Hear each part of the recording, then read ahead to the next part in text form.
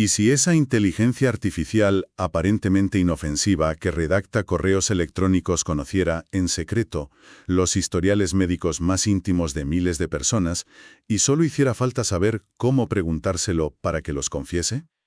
Es una premisa que da escalofríos, la verdad. Desde luego. Un saludo muy cordial y una cálida bienvenida a quienes nos acompañan en esta nueva inmersión profunda. Hoy vamos a diseccionar un tema que parece sacado de un thriller cibernético, pero que representa una preocupación científica inminente. Y muy real, ¿eh?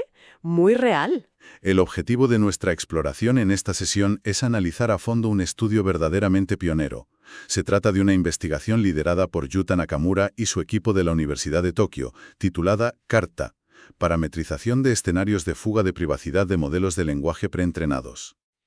Un título un poco denso, pero fundamental. Exacto. La misión de hoy es desentrañar cómo estos investigadores intentan medir, catalogar y, sobre todo, estandarizar el riesgo de que modelos masivos de inteligencia artificial como BERT o GPT acaben filtrando datos personales confidenciales. Las implicaciones de esto son asombrosas. Es un privilegio estar aquí para analizar este documento. Y bueno, hay que empezar poniendo el foco en el verdadero problema, que no es solo tecnológico. Hablamos de un inmenso vacío regulatorio que este estudio intenta abordar. Un vacío enorme, sí. Hoy en día, el mundo del procesamiento del lenguaje natural se nutre de modelos gigantescos. Y estos modelos devoran cantidades ingentes de texto durante su entrenamiento. El problema fundamental radica en que, a diferencia de las bases de datos tradicionales, para las cuales existen leyes muy claras... Leyes estrictas, claro. Exacto, pues aquí no existen directrices legales para la publicación de modelos de lenguaje preentrenados. Es, literalmente, el salvaje oeste. Totalmente. Si esos textos de entrenamiento contienen información sensible, el modelo podría memorizarla. La comunidad científica vive con el temor constante de que, bajo las condiciones de interrogatorio adecuadas, la inteligencia artificial termine escupiendo esa información confidencial. Claro. El tema aquí es el contraste brutal entre cómo tratamos los datos en crudo frente a cómo tratamos a la inteligencia artificial. Si pensamos en un hospital, la información médica sin procesar está blindada por legislaciones sumamente estrictas. Sí, como la regla de privacidad HIPAA en los Estados Unidos. Esa misma. Está clarísimo cómo se debe manejar un historial clínico para no acabar en los tribunales. Pero en el instante en que esa misma información alimenta a un modelo de lenguaje, la ley se queda completamente muda. Es que es un salto al vacío legal. Por ejemplo, existen modelos clínicos como ViewBERT o ClinicalBERT, que se han publicado y están disponibles porque sus creadores asumen que los datos originales estaban lo suficientemente limpios. Asumen, esa es la palabra clave. Claro, asumen. Sin embargo, el propio estudio señala que hay otros modelos, como ERBERT, que también fueron entrenados con historiales clínicos, pero que sus creadores decidieron esconder en un cajón. Nunca han visto la luz pública. Nunca. Precisamente por el pánico a que se produzca una fuga de datos. Y aquí es donde el equipo de la Universidad de Tokio plantea una solución que resulta revolucionaria: el marco de trabajo CART. Es un intento de poner orden en este caos y crear una herramienta de medición estándar.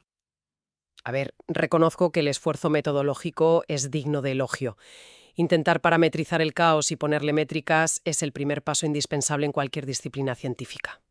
Totalmente de acuerdo. Sin embargo, si analizamos esto desde la trinchera de la ciberseguridad real, surge un escepticismo inevitable. Como analista soy bastante crítica aquí. El modelo CART asume que se pueden encasillar los escenarios de ataque de una forma ordenada y predecible. Bueno, es un marco teórico. Ya, pero la realidad empírica, la de los atacantes en el mundo exterior, demuestra constantemente que no siguen reglas ordenadas. Los ataques son caóticos, aprovechan vulnerabilidades impensables y no se limitan a las variables que un investigador decide colocar en una tabla de Excel. Entiendo ese punto, sí. Existe un salto gigantesco, un abismo, entre definir parámetros teóricos en un laboratorio y capturar la viabilidad práctica de un ataque real. Además, como analizaremos más adelante con sus propios resultados, las fugas de datos que documentan son estadísticamente tan bajas que cabe preguntarse seriamente si estamos ante una memorización real de la máquina. O simples suposiciones aleatorias. Eso es. Aciertos por pura probabilidad. Entiendo ese escepticismo, y de hecho es ese debate el que hace que este estudio merezca tanto la pena. Pero para poder debatir los resultados, primero vamos a desgranar este famoso acrónimo, CALT. Me parece perfecto. En lugar de verlo como una simple lista técnica, Resulta muy útil imaginar que un ataque a una inteligencia artificial es como planificar el robo a la caja fuerte de un banco hiperseguro. El marco CART es básicamente la lista de comprobación del atracador. Define qué herramientas tiene y cómo es la caja fuerte. Exacto. ¿Y qué es exactamente lo que se quiere llevar? La primera letra, la K, corresponde a knowledge, es decir, el conocimiento previo. Esto es el punto de partida. Lo que el atacante ya sabe sobre la víctima antes de siquiera acercarse al banco. Eso es. Por ejemplo, el atacante ya tiene la certeza de que existe una persona llamada Alice Roberts y sabe que tiene 42 años. Es la información base con la que se empieza a operar. Exacto. Siguiendo esa misma línea, la segunda letra es la A, de anonymization, la anonimización. En la analogía del robo, esto representaría el grosor del acero de la caja fuerte. O sea, ¿qué tan a fondo se limpiaron los datos originales? Eso es, qué tan limpios estaban antes de entregárselos a la inteligencia artificial para su entrenamiento. Y aquí el estudio no se queda en la superficie. Detalla meticulosamente la regla de privacidad HIPAA, haciendo especial hincapié en su apéndice A. Que es estricto a más no poder. Muchísimo. Para que un documento se considere legal y verdaderamente anonimizado bajo este estándar, no basta con tachar el nombre del paciente con un rotulador negro. Sería demasiado fácil. Ya lo creo. Se exige la eliminación sistemática de una lista de 18 identificadores. Hablamos de borrar matrículas de vehículos, direcciones IP, números de fax, correos electrónicos. Y va mucho más allá, ¿eh? Sí.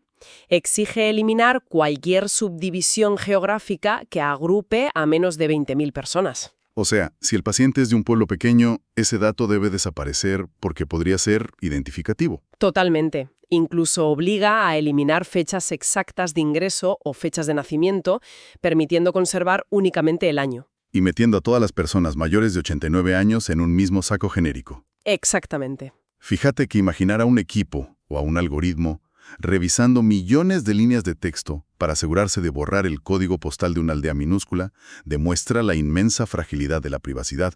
Es un trabajo titánico. Desde luego. Y a pesar de todo ese esfuerzo, siempre quedan resquicios. Y aquí llegamos a la parte que, desde mi punto de vista, es la más inquietante del marco CART, la letra R. Resources. Los recursos auxiliares. Esas son las herramientas especiales del atracador. ¿Qué ocurre si el atacante tiene acceso a una base de datos pública externa para cruzar información? O rizar el rizo aún más. ¿Qué pasa si el atacante conoce datos de personas que no son su objetivo principal, pero que sabe que también estaban en esos documentos de entrenamiento? Claro, información colateral. El estudio demuestra que toda esta información periférica se puede utilizar para acorralar a la inteligencia artificial y forzarla a revelar lo que oculta. Y ese concepto de los recursos auxiliares nos lleva a uno de los métodos más sofisticados y brillantes de la ciberseguridad moderna, el entrenamiento de un modelo sombra o clasificador paralelo. Un concepto fascinante. Para mantener la analogía del banco, esto es el equivalente a que el ladrón construya una réplica exacta de la caja fuerte en el garaje de su casa para practicar con el taladro antes de dar el golpe real. Qué buena comparación. Sí. Si un atacante tiene acceso a una parte de los datos originales, puede entrenar a su propia inteligencia artificial gemela. A partir de ahí, bombardea a ese modelo sombra con preguntas y estudia milimétricamente cómo reacciona. Analiza cómo fluctúan sus probabilidades internas, claro. Eso es, cuando se le presenta información que sabe que el modelo ha visto, frente a información completamente nueva. Al estudiar estas reacciones, el atacante aprende a identificar los tics, los pequeños patrones de comportamiento del modelo real. Es ingeniería inversa aplicada directamente a la memoria de una red neuronal. Increíble. Y para cerrar el acrónimo CART, nos queda la T de Target. El objetivo. El botín. Es la pieza específica de información que se quiere extraer, como averiguar la enfermedad concreta de una persona, su dirección o un número de cuenta. Teniendo claro este escenario, con el conocimiento, la anonimización, los recursos y el objetivo, el estudio agrupa los ataques reales en dos grandes familias, y comprender la diferencia entre ambas es vital para medir el riesgo real. Son conceptos muy distintos, ¿sí? Por un lado tenemos la inferencia de pertenencia. Utilizando otra comparación, esto sería como intentar descubrir si una persona específica está en la lista de invitados VIP de un club muy exclusivo. Solo saber si está en la lista. Exacto. El atacante no necesita saber qué bebió esa persona dentro del club ni con quién habló. Simplemente quiere confirmar si el documento de esa persona se utilizó para entrenar a la máquina. Si la inteligencia artificial reacciona de una manera particular a un texto clínico específico, delata que lo ha visto previamente. Claro, deja una huella. Por otro lado, está la inversión de modelo. Esto ya son palabras mayores.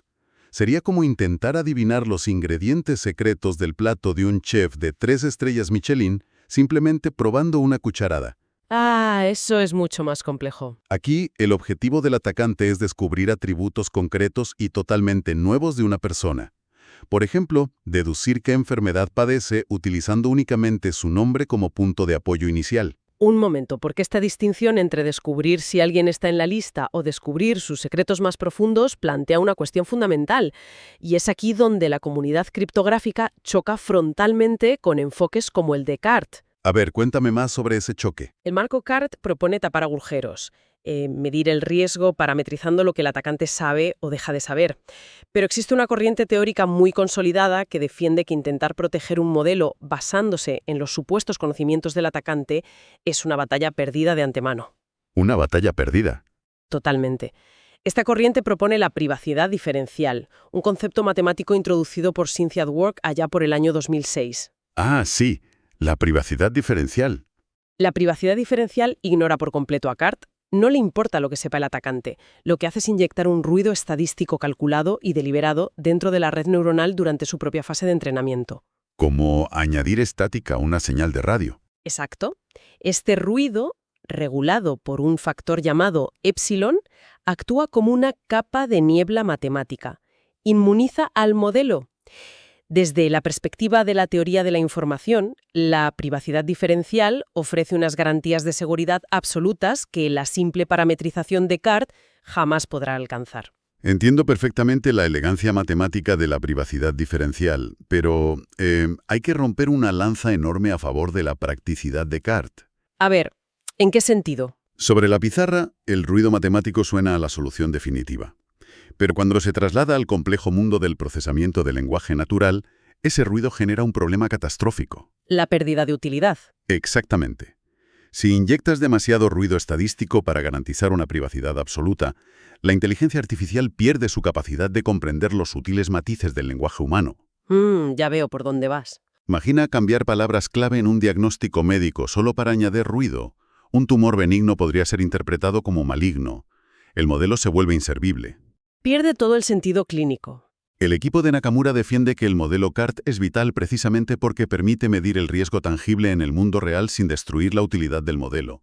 Permite encontrar esa línea roja. Saber hasta qué punto la herramienta es segura antes de volverla completamente inoperante. Eso es. Es innegable que existe un tira y afloja constante entre la seguridad y la utilidad de estos modelos. Es un equilibrio muy delicado. Pero la gran pregunta es, ¿cómo probaron la utilidad de este marco CART en un entorno real sin violar la ley? Porque el diseño del experimento tiene tela. Fue un desafío monumental. Evidentemente, los investigadores no podían utilizar historiales médicos verdaderos sin anonimizar, ya que cometerían un delito federal. Claro, irían directos a la cárcel. Su solución fue recurrir a una inmensa base de datos clínica ya anonimizada, conocida como Mimic Thread. A partir de ahí, crearon un universo paralelo inyectando lo que llamaron Dummy PHI. Información de salud protegida falsa. Exacto. Totalmente sintética. Y el grado de detalle con el que fabricaron esos datos falsos es una maravilla técnica. Utilizaron una librería de programación específica llamada Faker. Faker, sí. Muy conocida en desarrollo. Esta herramienta genera nombres y apellidos que suenan absolutamente reales y coherentes, pero que pertenecen a personas inexistentes. Pero no se detuvieron ahí.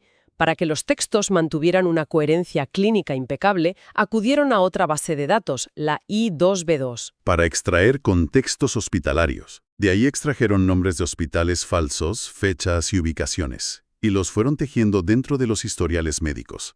De este modo, crearon dos realidades. Un modelo entrenado con datos limpios y seguros. Y un modelo entrenado con esta amalgama de historiales repletos de nombres y diagnósticos sintéticos, pero increíblemente realistas. Ojo a este dato porque aquí es fundamental hacer una pausa y aplicar una lente crítica. Están alimentando a una red neuronal masiva con nombres generados artificialmente por una librería de código e insertados mediante secuencias de comandos. Sí, de forma automática. Cabe plantearse con mucha seriedad si un modelo masivo de lenguaje reacciona de la misma manera ante esta estructura sintética que ante la caótica realidad de un historial clínico verdadero. Es una buena pregunta. Los datos humanos reales tienen rarezas tipográficas, apellidos complejos, errores de transcripción médicos y correlaciones socioeconómicas sutiles que un generador artificial simplemente no replica. No tienen el desorden del mundo real. Exacto. Es muy probable que esta inserción artificial cree patrones que el modelo digiere y memoriza de una manera fundamentalmente distinta a cómo asimilaría un texto natural. Entiendo. Por tanto, extrapolar estos resultados a escenarios del mundo real requiere muchísima cautela. Es una observación crítica muy aguda y totalmente válida. Sin embargo, incluso asumiendo esa limitación en los datos, el mecanismo que diseñaron para extraer esa información es fascinante. Del método de ataque, ¿te refieres? Sí. Utilizaron una técnica de ataque mediante la generación de lenguaje natural basada en plantillas con espacios en blanco. Básicamente, le presentaban al modelo de inteligencia artificial una frase incompleta, utilizando unos marcadores técnicos conocidos como tokens mask. Las famosas máscaras de BERT. La estructura era algo así. Nombre es un paciente de sexo, de edad años de edad, que presenta el siguiente diagnóstico. Y ahí dejaban el espacio para la enfermedad. Y forzaban al modelo a rellenar esos huecos. Basándose en lo que había aprendido. Pero lo verdaderamente impresionante es que el espacio destinado a adivinar la enfermedad no era de una o dos palabras. Obligaban a la máquina a generar una secuencia continua de 116 tokens para describir la dolencia detalladamente. ¡Madre mía!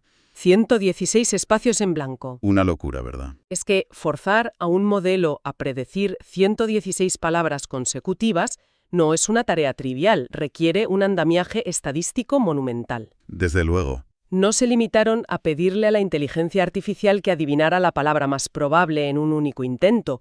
Implementaron métodos matemáticos avanzados, concretamente el uso de cadenas de Markov y simulaciones de Monte Carlo. Suele complejo. Para explicar esto sin caer en jerga incomprensible, imaginemos a un jugador de ruleta que pudiera simular mentalmente millones de tiradas antes de apostar. Forzaron a la máquina a realizar miles de simulaciones aleatorias, reevaluando constantemente las probabilidades de cada palabra en función de las anteriores. Como un ajedrecista calculando jugadas. Tal cual, el modelo pasaba por un periodo de calentamiento de 250 rondas de ensayo. Tras esto, se quedaban únicamente con las 100 palabras que estadísticamente burbujeaban hacia la cima, con mayor frecuencia. El muestreo top 100. Eso es.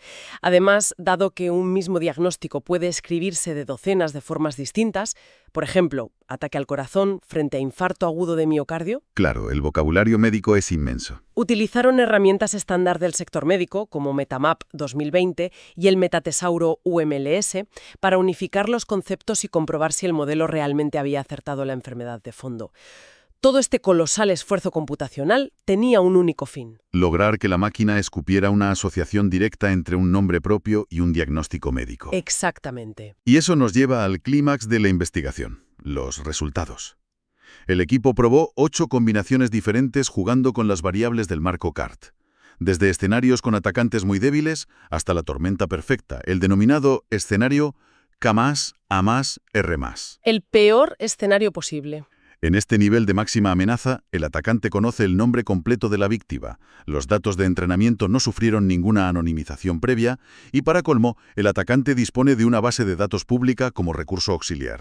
Lo tiene todo a su favor. Pues bien, de más de 10.000 intentos en los que la máquina generó respuestas rellenando esa enorme plantilla de espacios en blanco, el modelo logró emparejar correctamente el nombre y la enfermedad exacta en 351 casos. 351 casos. Esto nos deja una tasa de éxito, un ratio de fuga de información del 3,50%. Y es precisamente al llegar a ese 3,5% donde la alarma de amenaza inminente pierde bastante fuerza, si somos honestos. ¿Tú crees? A ver, un éxito del 3,5% es, desde el punto de vista del atacante, un resultado pobrísimo.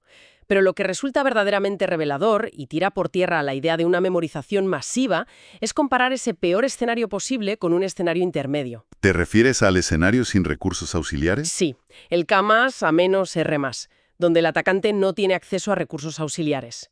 La diferencia en la tasa de éxito entre ambos es estadísticamente insignificante. Interesante. Esto sugiere una explicación muchísimo más mundana y menos peliculera. Gran parte de esos supuestos aciertos no son fugas reales de la memoria profunda de la red neuronal. Son simples suposiciones aleatorias basadas en estadística poblacional básica. O sea que el modelo simplemente adivina bien. Claro, si obligas a un modelo matemático a adivinar repetidamente la enfermedad de miles de hombres de 65 años, la estadística pura dictará que acierte unas cuantas veces, si sugiere sistemáticamente hipertensión o diabetes de tipo 2. Simplemente porque son enfermedades muy comunes en ese grupo demográfico. Acertará por pura probabilidad demográfica, no porque esté recordando un fragmento específico de un historial médico robado. Comprendo que, desde la frialdad de los números, un 3,5% pueda parecer un fracaso para el atacante, pero hay que poner los puntos sobre las íes respecto al sector del que estamos hablando. La salud. En el ámbito de la salud y la privacidad clínica, un 3,5% no es ruido estadístico, es una absoluta catástrofe. Las normativas como la HIPAA operan bajo una tolerancia de riesgo cero. Cero absoluto, sí. Una sola conexión revelada entre un paciente y su diagnóstico oncológico, por ejemplo, es una violación devastadora de la intimidad. Además, la genialidad de parametrizar con CART es que permite observar el margen de riesgo de privacidad. A ver, explícame eso. Al analizar las 8 combinaciones, los investigadores demostraron un patrón inquebrantable. A medida que los factores del ataque se vuelven más severos, el riesgo siempre, invariablemente, aumenta o se mantiene, pero jamás disminuye. Claro, la tendencia siempre es al alza. CART funciona perfectamente para establecer un límite superior de riesgo y demostrar empíricamente en qué punto exacto el modelo cruza la línea roja. No importa si es un 3% o un 10%, lo que importa es que el riesgo se puede medir y aumenta lógicamente. Visto desde esa óptica, reconozco que el argumento tiene mucho peso. Si interpretamos el estudio no como la prueba de un ataque inminente y letal, sino como la validación de una herramienta métrica para comparar daños potenciales, el documento cumple su cometido con creces. Totalmente. Proporciona una base cuantificable. Sin embargo, en el complejo mundo del análisis de riesgos tecnológicos, es crucial mantener siempre la perspectiva y diferenciar claramente entre una vulnerabilidad matemáticamente demostrable en un laboratorio y una amenaza que sea práctica, escalable y rentable para un ciberdelincuente en el mundo real. Una distinción absolutamente necesaria. Estoy de acuerdo. Y con este profundo nivel de detalle sobre la mesa, es el momento ideal para recapitular de forma estructurada las grandes lecciones que nos deja esta exploración de hoy. Perfecto. En primer lugar, ha quedado patente la urgencia crítica de auditar rigurosamente todos los modelos de lenguaje preentrenados, antes de permitir que interactúen con el público, dada su innegable, aunque debatida en su alcance, capacidad para memorizar involuntariamente fragmentos de sus datos de entrenamiento. Como segundo punto fundamental, hay que destacar el inmenso avance que supone estandarizar los escenarios de ataque, gracias a la conceptualización de los 4 pilares del marco CART. Conocimiento, anonimización, recursos y objetivo. Eso es. Gracias a eso, la comunidad científica e investigadora dispone por fin de un vocabulario común y una regla de medir estandarizada. Esto permite, por primera vez, comparar diferentes estudios y auditorías de ciberseguridad entre sí de una manera estructurada. Y el tercer pilar conclusivo es la comprensión absoluta de la naturaleza del riesgo cuando tratamos con datos humanos. Aunque los porcentajes de éxito en la extracción de datos, como ese 3,5%, parezcan estadísticamente marginales o producto del azar poblacional. La privacidad clínica es un derecho sin márgenes de error. Exacto. Una única filtración exitosa representa un fracaso sistémico y un daño irreparable para la persona afectada. Y si reflexionamos profundamente sobre estos 3 puntos, resulta casi inevitable proyectar estas mecánicas hacia un futuro muy cercano. Si en la actualidad, lidiando con normativas draconianas como la HIPAA y utilizando bases de datos relativamente estáticas, una inteligencia artificial es capaz de deducir conexiones íntimas cruzando apenas un puñado de variables, cabe preguntarse qué nos depara el día de mañana. hay que imaginar la próxima generación de modelos masivos, Ya no se entrenarán con historiales médicos asépticos, sino con el torrente inagotable y caótico de nuestras huellas digitales diarias. Hablamos de cada búsqueda ansiosa sobre un síntoma médico a las 3 de la madrugada, De cada correo electrónico personal que enviamos. de cada pulsación registrada en nuestro reloj inteligente. El marco CART es una herramienta excelente para medir el riesgo hoy, en un entorno de laboratorio con datos confinados. Pero la información humana es un río que nunca deja de fluir. Todo esto nos lleva a una reflexión final ineludible. Adelante con ella. ¿Acaso estamos construyendo, sin darnos cuenta, arquitecturas digitales tan colosales que al procesar cada minúsculo fragmento de nuestra existencia en la red, terminen conociéndonos de una manera mucho más profunda e íntima de lo que jamás llegaremos a conocernos a nosotros mismos? Es una perspectiva fascinante y, sin lugar a dudas, una advertencia que resonará profundamente en nuestras mentes durante mucho tiempo. Mantener viva la curiosidad y cuestionar incansablemente los cimientos de la tecnología que estamos construyendo es hoy más vital que nunca. Gracias por acompañarnos en esta inmersión profunda. Hasta la próxima exploración.